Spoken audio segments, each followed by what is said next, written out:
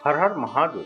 श्री शिवानमस्तुभ्यं मित्रों में दोस्तों, आज एक बार फिर आप सभी शिव भक्तों को मेरे चैनल शाम सदाशिव में स्वागत करता हूँ। आशा करता हूँ आप सभी शिव भक्त स्वस्थ और फिट होंगे। तो चलिए मित्रों, मैं आज आप सभी शिव भक्तों के लिए एक रोचक कथा लेकर के आया, जो कि भोले बाबा और माता पार्वती दुकान में गुलाब जामुन खाने गए।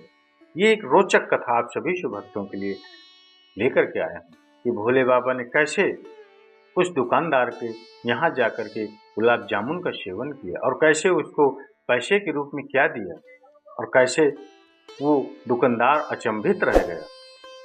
ये सब चीज़ें आपको मैं बताने जा रहा हूँ, कथा लेकर के आया हूँ मित्र। चलिए मित्र, अगर कथा मेरी अच्छी लगे तो एक लाइक करिएगा, कमेंट्स में हर हर महादेव या पार्वती पते हर हर महादेव अवश्य लिखिएगा मित्रों। और इस वीडियो को अंत तक अवश्य देखिएगा, क्योंकि जो शिव भक्त होता है उसको बाबा की महिमा, बाबा का गुणगान करना और सुनना अधिक प्रिय होता है। तो वही व्यक्ति इस वीडियो को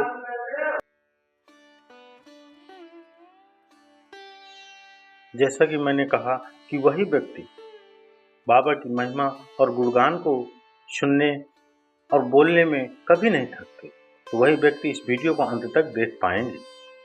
बाकी तो आधे में ही छोड़ के चले जाएंगे, कुछ तो स्टार्ट में ही छोड़ के चले जाएंगे। लेकिन जिनको बाबा की महिमा, बाबा का गुणगान, बाबा की कथा सुनने में आनंद आता है, जो शिव के होते हैं, जिनका शिव होता है, वही बाबा की महिमा पूरा सुनने का प्रयास करते हैं और सुनने का प्रयास करते ही रहते हैं। कहीं पर भी बाबा का गुणगान मिले, कथा मिले, गुणगान करने को मिले या सुनने को मिले। तो चलिए मित्रों, आपका ज़्यादा समय न लेते हुए चलते हैं उस कथा की तरफ। एक बार की बात है, कैलाश पर्वत पर बैठे भोलेनाथ माता पार्वती के साथ आराम कर रहे थे। माता पार्वती ने भोलेनाथ से पूछा, भगवान, आपने संसार के हर जीव के मन की इच्छा पूरी की, परंतु आपको कौन सी चीज सबसे अधिक प्रिय है? भोले बाबा मुस्कुराकर और बोले, पार्वती, मुझे साधारण भोजन ही प्रिय है। भोग में जो प्रेम और स्नेह हो वही मेरे लिए सर्वोत्तम है। माता पार्वती हंसते हुए बोली, यह तो आप हमेशा कहते हैं नाथ, परंतु आज मैं आपको कुछ खास खिलाना चाहती हूँ। माता पार्वती ने सोचा कि क्यों ना भोलेनाथ को कुछ मीठा बनाकर खिलाया जाए। उन्होंने गुलाब जामुन बनाने का निर्णय किया। वे रसोई में गईं और अपने हाथों से बढ़िया गुलाब जामुन बनाए। गर्मा गर्म गुलाब जामुन की खुशबू पूरे कैलाश में फैल गई। भोलेनाथ के नंदी बैल और गण भी उस मिठाई को महसूस कर रहे थे। जब माता पार्वती ने थाल में गुलाब जामुन सजाकर भोलेनाथ के सामने रखा तो उनका मन भी खिल उठा। भोलेनाथ ने जैसे ही पहला गुलाब जामुन खाया, उनका चेहरा संतोष और आनंद से भर गया। उन्होंने एक एक करके सभी गुलाब जामुन खा लिए। माता पार्वती ने हंसते हुए कहा, भगवान, आप तो कह रहे थे कि आपको साधारण भोजन प्रिय है, फिर ये सारे गुलाब जामुन कहाँ चले गए? भोलेनाथ हंसकर बोले, पार्वती, मेरे प्रेम और स्नेह से बना हुआ जो भी भोग होता है वह साधारण या असाधारण नहीं होता, वह अमृत के समान होता है।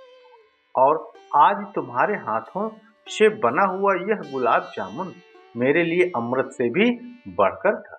यह सुनकर माता पार्वती बहुत प्रसन्न हुई। उस दिन से भोले बाबा को गुलाब जामुन का प्रिय भक्तिभाव का भोग माना जाने लगा।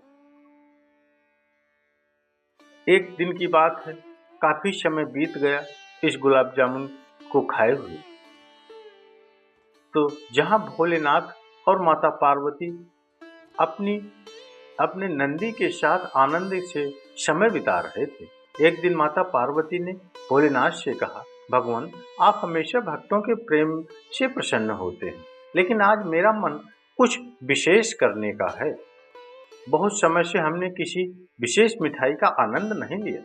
भोलेनाथ हंसते हुए बोले, पार्वती, तुम जो भी कहो मैं उसके लिए तैयार हूँ। बताओ क्या विशेष खाना चाहती हो? माता पार्वती मुस्कुराईं और बोली, मुझे तो वही गुलाब जामुन खाने की इच्छा हो रही है। क्यों ना हम पृथ्वी पर चलें और किसी दुकान में से गुलाब जामुन खाएं।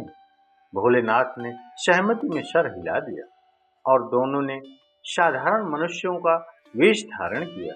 वे अपने नंदी बैल के साथ एक छोटे से शहर में पहुंचे। शहर के बीचों बीच एक प्रसिद्ध मिठाई की दुकान थी, जहां पर ताजे ताजे गुलाब जामुन बनाए जा रहे। दुकान के पास मीठी खुशबू हवा में फैली हुई थी, जो माता पार्वती के मन को और अधिक ललचा रही थी। भोलेनाथ बाबा और माता पार्वती दुकान के अंदर गए। दुकानदार ने उन्हें साधारण ग्रामीण समझा और पूछा, क्या चाहिए आपको? भोले बाबा ने मुस्कुराते हुए कहा, हमें कुछ गर्मा गर्म गुलाब जामुन चाहिए। दुकानदार ने सोचा कि ये लोग शायद ज्यादा खर्चा नहीं कर पाएंगे, तो उसने कुछ ही गुलाब जामुन परोस दिए। माता पार्वती ने देखा तो वह मुस्कुराई, लेकिन उन्होंने कुछ कहा नहीं। भोलेनाथ ने उन गुलाब जामुनों का आनंद लिया और दुकानदार से फिर से और गुलाब जामुन लाने को कहा।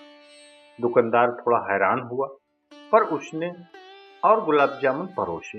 भोले बाबा और माता पार्वती ने एक के बाद एक सारे गुलाब जामुन खा लिए। इस बार दुकानदार चौंक गया। वह बोला, अरे भाई, तुम तो बहुत ज्यादा खा रहे हो। इतने गुलाब जामुन खाकर पैसे कैसे दोगे? भोले बाबा ने हंसते हुए कहा, चिंता मत कर भाई, पैसे पूरे मिलेंगे, लेकिन पहले मुझे और गुलाब जामुन परोस दो। दुकानदार अब थोड़ा गुस्से में आ गया, पर उसने और गुलाब जामुन लाकर दिए। जैसे ही भोलेनाथ और माता पार्वती ने सभी गुलाब जामुन खा लिए, दुकानदार ने कहा, अब तो पैसे निकालो। इतने गुलाब जामुन खा लिए, बिना पैसे कैसे जाओगे? भोलेनाथ मुस्कुराए और दुकानदार से बोले, भाई, पैसे तो हमारे नंदी बैल के पास है, उससे ले लो। दुकानदार को लगा कि उसके साथ मजाक हो रहा है। वह नंदी के पास गया और जैसे ही नंदी के पास पहुंचा, नंदी ने जोर से अपने पैर जमीन पर मारे। तुरंत ही दुकानदार के हाथ में सोने के सिक्के आ गए। यह देखकर दुकानदार अचंभित हो गया और समझ गया कि ये कोई साधारण लोग नहीं। वह जल्दी से वापस आया और भोलेनाथ और माता पार्वती के चरणों में गिर गया। आप कौन हैं? दुकानदार ने डरते हुए पूछा। भोले बाबा तो भोले बाबा हैं।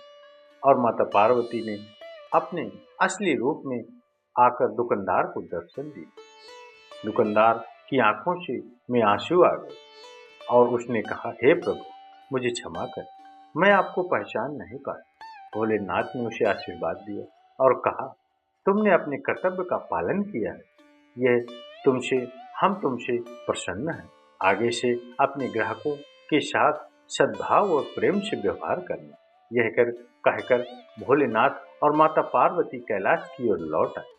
दुकानदार ने उनकी इस लीला को याद रखते हुए अपनी दुकान में हमेशा प्रेम और श्रद्धा से भोग लगाना शुरू कर दिया। इस कथा से यह सीख मिलती है कि भगवान किसी भी रूप में आ सकते हैं और हमें हर व्यक्ति के साथ प्रेम और श्रद्धा से व्यवहार करना चाहिए। ना जाने किस रूप में आ जाए मेरे बाबा, ये कोई नहीं जानता।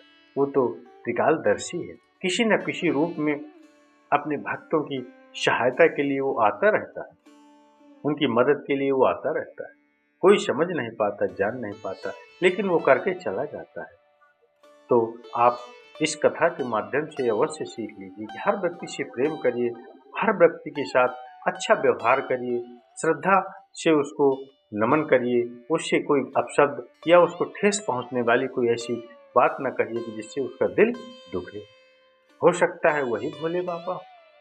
अगर आप हर व्यक्ति में बाबा का रूप देखेंगे तो उससे प्रेम कर पाएंगे। तो चलिए मित्रों, मैंने आप सभी शिव भक्तों को ये भोले बाबा की रोचक कथा, जो गुलाब जामुन खाने आए थे भोले बाबा, वो सुनाई। इसमें अगर कोई गलतियां रह गई हो मित्रों, तो मैं आप सभी शिव भक्तों, माताओं, बहनों, बाबा त्रिकालदर्शी से क्षमा मांगता हूँ। आप सभी शिव भक्तों से भी क्षमा मांगता हूँ और आशा करता हूँ अगर ये अच्छी लगी होगी कथा तो एक लाइक और कमेंट्स में हर हर महादेव या श्री स्वानमस्तुभ्यम अवश्य लिखेंगे। तो चलिए मित्रों, मिलते हैं इसी तरह की अगली रोचक कथा के साथ। तब तक के लिए हर हर महादेव। श्री स्वानमस्तुभ्यम मित्रों में दोस्तों।